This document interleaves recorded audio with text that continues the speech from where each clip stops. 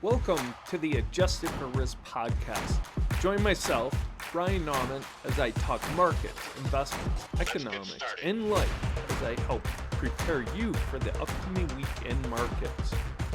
I work for Zephyr, and all opinions expressed by myself and my podcast guests are solely of their own opinions and do not reflect the opinion of Zephyr or Informa, its parent company.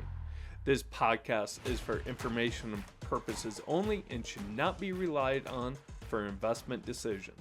Hello, everyone, and welcome to Zephyr's Adjusted for Risk podcast. This is Ryan Nauman. I am the market strategist here at Zephyr, and we are on site here at Exchange Conference. For asset managers, communicating your stories and narratives is very important, especially in this very competitive space. I am honored and excited to have on an industry expert to talk about the keys to communicating and presenting your stories. But before we get started, this episode is sponsored by the award-winning Zephyr, which helps investment professionals make more informed investment decisions. So I'm honored and excited to have Chris Sullivan with me today. Chris is the president at Craft and Capital. Chris, thank you so much for coming on the show. Can you tell us a little bit more about yourself and Craft and Capital? Yeah, absolutely. And I got to say, hearing that you're honored twice for me to be on the show, that's high praise indeed. And I'll also say this is it's a little different for me. Usually I'm the one reaching out to you, talking about having my clients come on for a conversation. So, kind of flipping the script on me a little bit here. But I'm thrilled to be here. You're in the hot seat now, Chris. Yes, I am in the hot seat indeed. I really appreciate having the chance to come on the show. And yeah, happy to give you some background. I guess I'll start with the firm. So Craft and Capital was founded in 1996. We were originally known as Macmillan Communications, which I think a lot of folks in the industry, that's a brand that probably still resonates. We rebranded at the start of 2023 to Craft and Capital. It was a long, laborious, ultimately successful endeavor, which I hope to never go through again. Anyone listening who's been through a rebrand can probably sympathize with that. But since our founding, we have only focused on financial services. So all of our clients are in asset management, wealth management, fintech, research, data, really kind of you name it under the financial services umbrella. We're probably working with someone who's doing something interesting in that space. And we have a couple of core areas that we focus on for all of our clients, really regardless of that sub-industry. Number one is on helping them build their narrative. What is their story? What do they want to be known for? What makes them unique? What's going to help them stand out? From there, we leverage what I would call our media relations skills to help them find platforms to tell that story. And we also help quite a bit on the content front. So that can take the form of blogging, helping with white papers, social media content, speech writing. Really all of these different services under the banner of communications, which really helps them get their message out and ideally drive more assets, drive more clients by driving more attention. Yeah, that's fantastic, Chris. And one thing that you mentioned right at the top is telling your story. And whether it's an asset manager or a financial advisor, then we all have a story. I'm a big fan of storytelling. I like hearing stories, but it is so important to tell your story. And we often talk at Zephyr that it's not just the sake of telling a story. You got to tell that story with integrity, and there's got to be some support behind it. Yeah. So it's very important. Is there like any tips to whether it's an asset manager, financial advisor, investment analyst about telling your story? Like, yeah, we got to be careful here because I will say, like, one of my nails on a chalkboard terms in this business is storytelling. As soon as that comes up, I think about people sitting around a campfire, some clown's about to bust out his guitar and sing Wonderwall like that. No, that's not the visual that I'm trying to get across here. I think for me, Yeah, no, you're spot on. Like, all jokes aside, and it's really semantics, but I think about it in terms of narrative. What is the narrative that you want to have running through all of the discussions that you're a part of, and that are about you? And finding that narrative, really finding that sweet spot, it's hard for a lot of people. And where we can often add a lot of value is we can come in. Yes, we've got a lot of experience doing this, but we also bring that outside perspective, because a lot of times what we encounter, if we're getting to know a firm, there's a lot of time spent talking internally. And to stick to the storytelling line, telling that story to each other, telling that story among stakeholders, that isn't always going to automatically resonate to the broader marketplace the way it might resonate internally. And that can be a real point of frustration for firms a lot of times, because this can be a narrative that you have focused on internally, sometimes for years, and you wonder why it's not resonating outside the four walls of your business. It's because you're not bringing different viewpoints in, and you're not thinking about, how can I construct this story in a way that other people are going to have it resonate with them the way it resonates to us. No, that's a very good point, and it's a lot of things. It's good to go outside your home, and get some advice and thoughts on how they tell that story, storytelling, or create that narrative, because it is important. And it also lets people know that whether it's your client or investor, who you are. Which arguably right now is probably the most important thing. Maybe 20 years ago it didn't matter so much. It was more about returns, but now it's more important than ever to really get that connection. I couldn't agree with you more, and I think this conference and the types of folks that are at this conference, that's a great example of that phenomenon in action. If we're talking about ETFs, we've been doing ETF PR since 2006.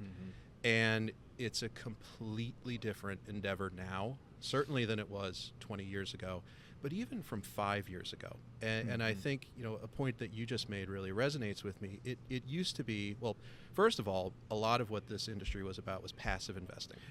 And so you could lead with your passive strategy. You could lead with your index construction. You could lead with your returns. You couldn't lead with your back test, which that's fine. But what's changed a lot is, this business that used to be so passive, for lack of a better term, it's changed quite a bit, and now you have a real focus on who you are as much as what you're trying to do. And so we see that in the PR world, where, yes, that narrative is essential, but just as important is having the right people to go out there and explain it to people. The folks that you have in your spokesperson's role are essential, because if they're not going to resonate with the media folks, and I would love to get into kind of what we mean by media in a second, but if they're not going to resonate with those media folks and keep them coming back, it's going to be much more difficult than it needs to be. I think that's a perfect segue, because I wanted to bring up media for like your clients and asset managers, and that, trying to get into the media, it can be intimidating. A few years ago, I used to, do interviews with Bloomberg and stuff, and, your first couple times it's like, oh gosh, what have I got myself into? Any tips there, breaking in and getting your name out there? So I think it's really important to understand what we mean when we say media. Again, 20 years ago, if I was talking to somebody about media, I would be talking about Bloomberg. I'd be talking about CNBC, Barron's, the Wall Street Journal, in this world, the key advisor trades, wealthmanagement.com, and all the others that have a great readership among, different FAs and wealth professionals. But the definition, media is actually probably not the right word for us to use anymore. And I'm still coming up with a single word answer to this. But we think of it as people who have a third-party platform that delivers trust. And if that individual or that organization has built trust in a certain community, and whether it's advisors, individuals, institutions, whether they're whoever they might be, if they are going to that source to learn about something, whether that's investment ideas, whether that's how to handle the markets, that's somebody we want to engage with. And we want to position our clients in a way where they can be a valuable resource and tap into that community that outlet has built. So, the legacy media is still hugely important. Right. They're not going away. But there are folks like yourself. You and I are in touch quite a bit. Yep. There are a lot of other great podcasts out there. There is a fast-growing world of newsletters that have huge subscriber numbers. And you talk to the people behind them, the open rates are incredible. I mean, you're talking 50, 70, 80% open rates on, yes, it might be a subscriber list of 50,000, but that's a super engaged audience. And if you can get in front of that crowd and start to speak directly to them through those different mediums, that's a very powerful place to be. So media has become kind of a catch-all term for us, but it really comes down to, do they have a significant audience? Is it the right kind of audience? And also, I would say in the vast majority of cases for us, are we going to have to pay? If we're going to have to pay, I'm not that interested. We focus on what's called the earned media side of things. But really, we think about all those different things together. And then I think in a roundabout way to get to your question, tips for engagement, it can be tough if you haven't done much of this before. I think practice really does make perfect. We do a lot of training with our clients. We have a lot of former journalists on our team who can sit down across from them or on a Zoom with them and kind of put them through their paces. And throw some curveball questions at them, maybe catch them off guard a little bit, see how they handle it. But then we'll also, kind of ease them in. We wouldn't say like, okay, it's your first interview, I'm going to put you on CNBC tomorrow morning. Some people would love it. Most people would be terrified. So we build on their strengths. We help them with their weaknesses, and we try to get them to the point where there's not just a comfort level, but they're eager participants as well, because that always shines through when you put them in front of a journalist. That's fantastic. So when you talk to your clients about the media and the value, whether it's going on a podcast or being part of a newsletter, what's your story there in terms of your value prop? So most of our clients have been with us for a fair amount of time, and they understand that if we're going to ask for their time, we've done our due diligence to make sure that it's going to be worth it for them, because we understand that none of our clients are just sitting by the phone waiting for us to give them something to do. They're busy people. They're portfolio managers, they're CIOs, they're chief revenue officers, they're CMOs, they're CEOs in a lot of cases. These are busy people. So if I'm going to reach out and say, I would like to get 30 minutes of your time to talk to this person, I have to have a clear reason why. And so we in those cases where we're kind of working with a newer client, we always explain to them. Ideally, over time, you develop that trust, so they know that if we're asking for it, we think it's going to be worthwhile. But I would say, particularly in the last couple of years, we have made a point when we're bringing some of these newer ideas forward, whether that's a newsletter writer or, we had a great panel yesterday on the media and how things are changing. I think 2 of the 4 panelists, the places that they're working for, didn't exist a couple of years ago. So, making sure that we can explain not just why we're bringing them something new, but why it's going to be a valuable use of their time, that is a big part of what we have to do. And I feel as if you brought up mainstream media, and that panel was fantastic, sat in on it, listened, great insights. Yes, Bloomberg is great, CNBC, but those other channels like you had on your panel, a lot of people are gravitating towards those. And the readership is huge, and it's probably because you don't get the, Bloomberg, they've got a lot of stuff and agendas potentially. These smaller ones can really probably tell your story and narrative. Yeah, and I think there's always going to be prestige, and there's always going to be value on being on CNBC, being on Bloomberg TV, Fox Business, being in the Journal, being in Barron's, again, I will never downplay the importance that can have, but this sort of new media universe that we find ourselves in now, there's a lot of bifurcation that's gone on in how this universe has evolved and where people go for their news. I mean, you can see it just in the tribalism that's kind of taken over where people go for their kind of mainstream day-to-day news. I wouldn't say that that's the exact same thing taking place in financial media. We're kind of our own little bubble over here. But there are a lot of great people who have started their own platforms and have built their own voices, and they're putting something of value out there. And so, yes, CNBC is going to have a massive audience. You can't downplay that. But again, if you're talking with somebody who's got a really engaged subscriber base of, let's say it's 50,000 FAs, or, there's a institutional investor reporter who recently started a family office focused newsletter. Okay. His subscriber numbers are going through the roof. You get in front of that crowd, that's who a lot of our clients are looking for. Yeah. So maybe you're going on CNBC and that's great, but the percentage of viewers that you're actually trying to reach is probably pretty small. The percentage of readers of some of these newsletters, it's astronomically bigger. Yeah. And they're very engaged, and you can often get a lot more feedback, direct feedback, from being in some of these more focused channels. That's interesting. So asset management, it is very competitive right now. It's growing. All the different asset managers, ETF shops that are coming up.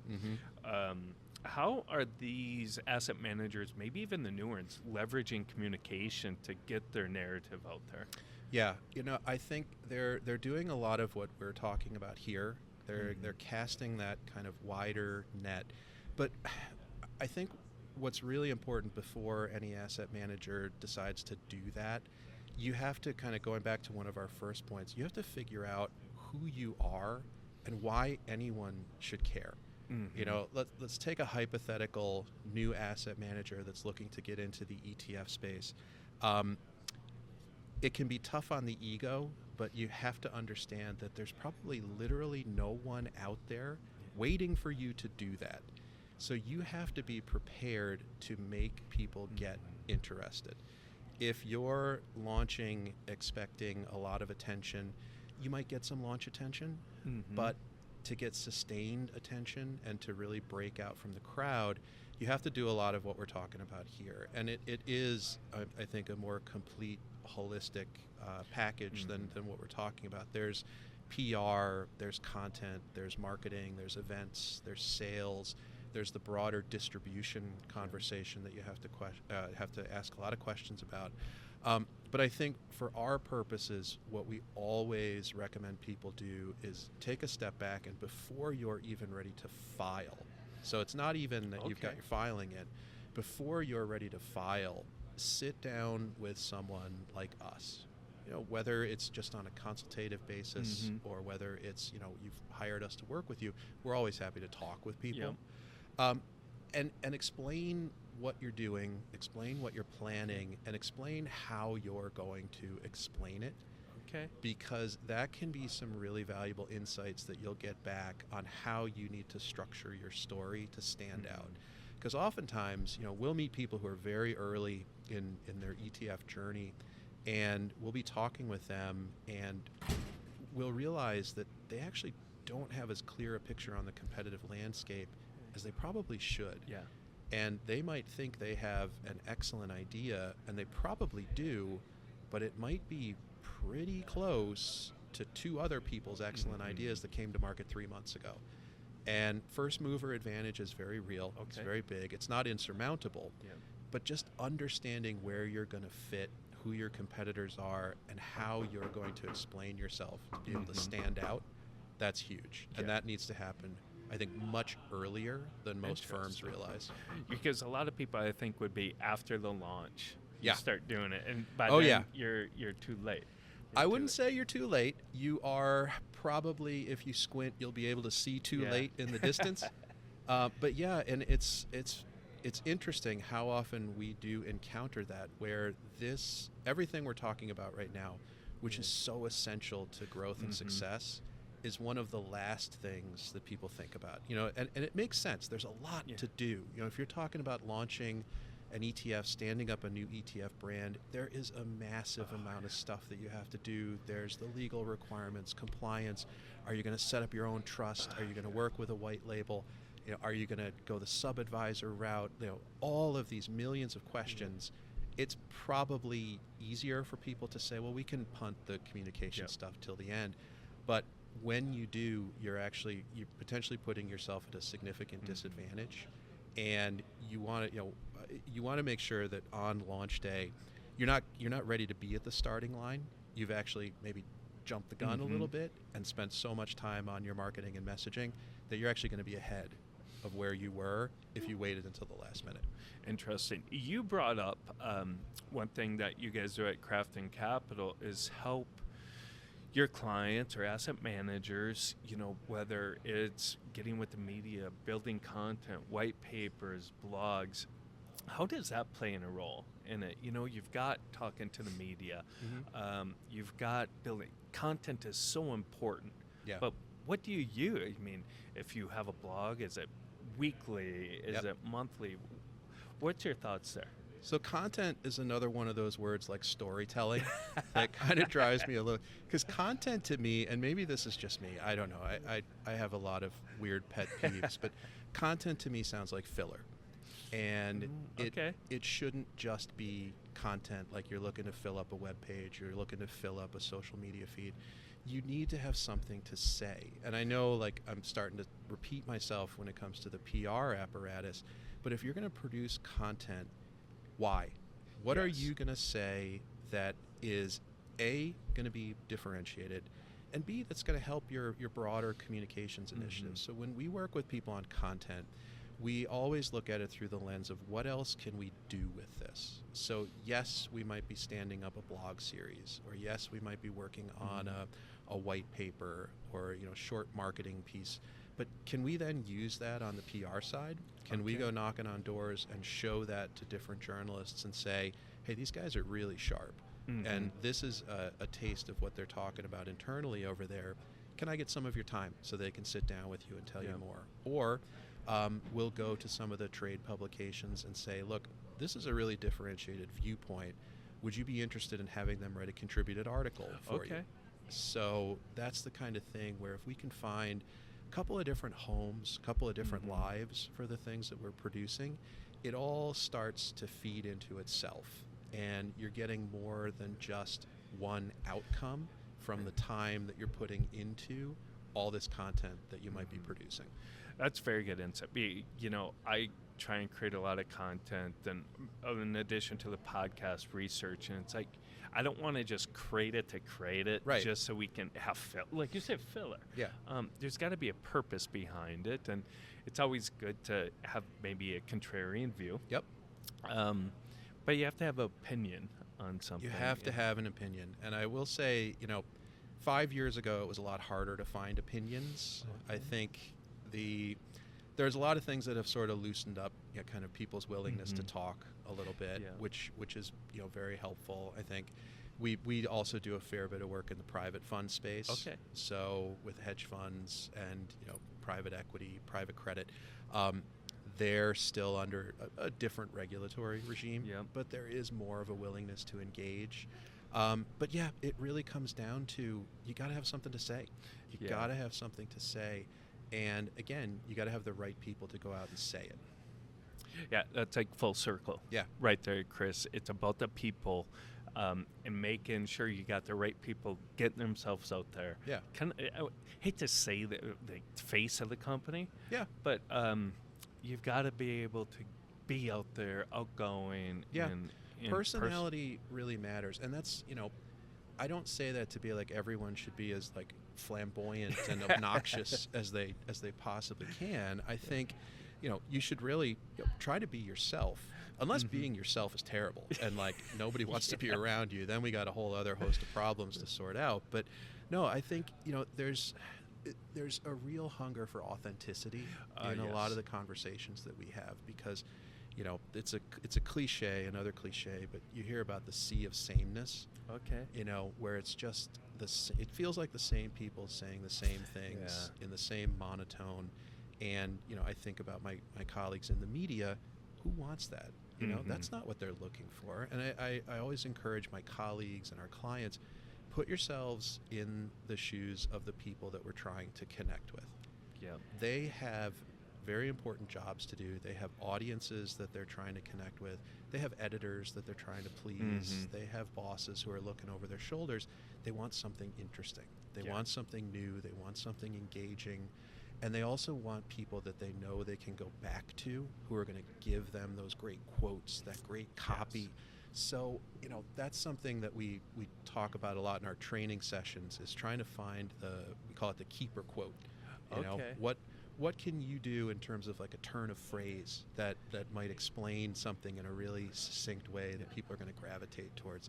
And we love seeing that. We had an example recently. A client gave a quote to a trade publication that wound up in the headline of the article, explaining something about the mutual fund to ETF conversion situation, which is making a lot of headlines, and also shows you like what hardcore nerds we are, that we get excited about. It's like, oh my gosh, we were in the headline for a mutual fund to ETF convert. Like, try explaining that to my parents. They're like, yeah, that sounds great, Chris.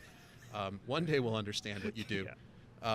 But it really, again, I feel like we're saying a lot of the same things over and over again, but it applies to all the different aspects of this work and being effective at it. And I'll add one more thing too. Like, we also find for both our asset management clients and elsewhere, wealth management too, having more than one spokesperson can be a very powerful thing too. And whether you actually kind of have the scale or not, it can give the appearance of scale. And it's helpful if you can be seen maybe not as a master of all, right? Because if you're a master of all, you're a master of none, right? How can you be out there one day talking about, emerging market bonds, and then the next day you're talking about, I don't know, CLOs or something? You start to maybe stretch credibility a little bit. Yeah, that's a very good point, Chris. Such a fantastic conversation. I've been talking to you for a while now, for many months. It was great to see you. Thank you for introducing me to the exchange folks. It's been such a fun conversation, had great experience. Where can our audience get more information about Crafting Capital? Yeah, so our website, which is admittedly a work in progress. I think you'll find most PR firms are the worst at doing their own PR. But it's craftandcapital.com, one word. I am also on LinkedIn. If you just search Chris Sullivan, Craft and Capital, that's an easy way to find me. I'm pretty active on that platform. And again, just to something I alluded to earlier, we're always happy just to talk to people. Yeah. I think that's how you and I met. We just started talking, and so that turned into a lot of back and forth about this great show that you have built, and making connections with some of the folks that you've very kindly had on. So always happy to talk with folks. Conferences like this are great for that, but I love to keep that going throughout the year. But thank you for having me on. I really appreciate it, and hopefully it gave people some interesting things to think about. Sure will. We got to have you on again, Chris. Maybe a regular episode just talking about communication. That would be awesome. Sign me up. Awesome. Chris, fantastic conversation. Thank you. It was an honor to have you thrown on there again. Hey, that's the third time. I think that's probably 3 more than I've ever got. Yeah. Well, I've got some compliments this week too that I didn't think I'd ever get. So awesome. Well, thank you. I really, again, appreciate it. Yeah. Thank you, Chris. Thank you, everyone, for listening to this episode of Zephyr's Adjusted for Risk podcast. You can watch all of our other episodes on the Zephyr YouTube channel, as well as on Spotify and iHeartRadio. Thank you very much, and have a great rest of your week.